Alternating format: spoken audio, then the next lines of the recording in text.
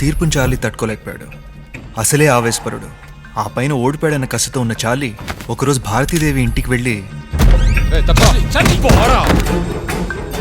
Case పెట్టావే, నా గురించి తెలిసి కూడా దిలీప్ కోటకి పుట్టింది ఒక్కటే కొడుకు, అది నేను. సరదాకి పుడితే వారసులు అవరే. నేను చార్లీయే.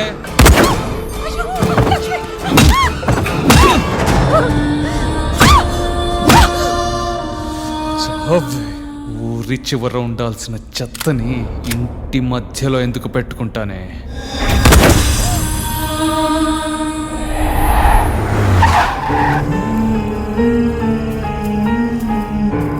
ఆ తర్వాత వాళ్ళ శరీరాలు కనపడకుండా ముక్కలు ముక్కలుగా నరికి ఇటుకుబట్టిలో కాల్చేశాడు.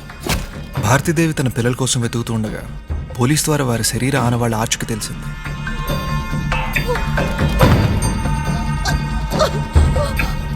ఆ కుటుంబం ఊచుకోతకు సంబంధించిన వార్త విని జనమంతా షాక్ అయ్యారు. పోలీస్ చార్లీ మీద కేసు ఫైల్ చేశారు.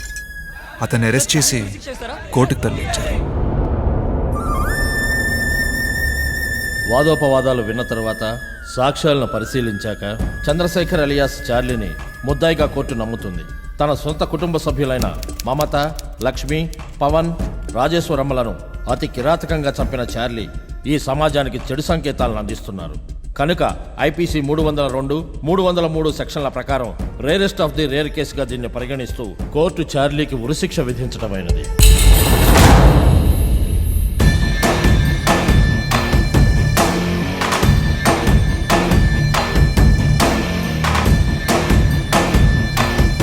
నమస్తే, నేను యామిని. Welcome to NTV. నమస్కారం అండి. మీ కుటుంబంలో జరిగిన హత్యలు రాష్ట్రంలో చాలా కలకలం రేపాయి. మీ కుటుంబ సభ్యుల్లో ఒకరే వాళ్ళ మరణాలకు కారణమయ్యారు. ఆ కష్టాన్ని మీరొక్కరే ఎలా భరించగలిగారు? ఒకప్పుడు నా జీవితంలో ఎన్ని కష్టాలొచ్చినా బాధపడ్డాను, కానీ భయపడలేదు. కానీ మా కుటుంబ విషయంలో మాత్రం నా ధైర్యం మాయమైపోయింది. అయితే మీరు ఒక ట్రస్ట్ని ఏర్పాటు చేస్తున్నారని విన్నాం. మరి దాని గురించి చెప్తారా? ఈ దేశంలో నా కుటుంబంలాగే ఎంతో మంది అభాగ్యులకు అన్యాయం జరుగుతోంది. అందుకే ప్రస్తుతం ఈ ఇంటిని అమ్మేసి నా కుటుంబం గుర్తుగా ఒక ట్రస్ట్ ఏర్పాటు చేద్దాం అనుకుంటున్నాను.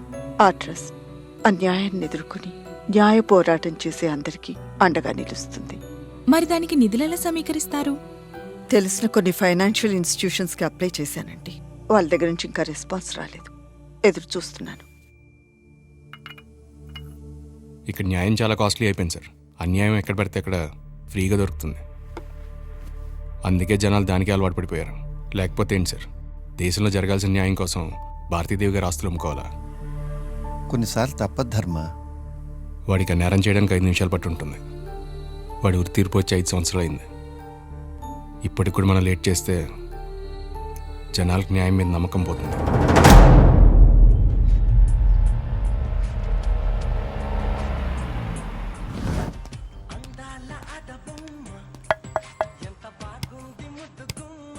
హరిక ఉందా? Wait for 5 minutes. ఈ ఆడోళ్ళు ఇన్ని పూసుకుంటే కానీ బయటగా మాదిరి కనపడరు అనుకుంటా. ఏంటి ఇంత లేటు? మీ హాస్టల్లో బ్యూటీ పార్లర్ ఏమన్నా నడుపుతున్నారా? లేడీస్ హాస్టల్ అంటే ఇలానే ఉంటుంది బాబు. అయినా మా సంగతి సరే, నువ్వెప్పుడైనా నీ ఫేస్ చూసుకున్నావా? నువ్వు నీ మాసం జుట్టు ఈ ఏజ్ లో గ్లామర్ మెయింటైన్ చేయాలి. నాకు బయట కనిపించే గ్లామర్ మీద పెద్దగా ఇంట్రెస్ట్ లేదు. నీకు లాఠీలు అక్కర్లేదు బాబు, మాటలతోనే కొట్టేస్తావు. నన్ను ఎందుకు రమ్మన్నావు? చెప్తా గాని ఒకసారి నీ పర్సిట్ ఇవ్వు.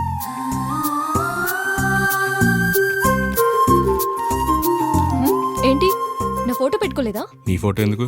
నా ఫోటో ఎందుకు? నువ్వు మారు, కిందికెళ్ళి కార్లో కూర్చో, సిగరెట్స్ కాల్చుకో. 5 minutes లో వస్తాను.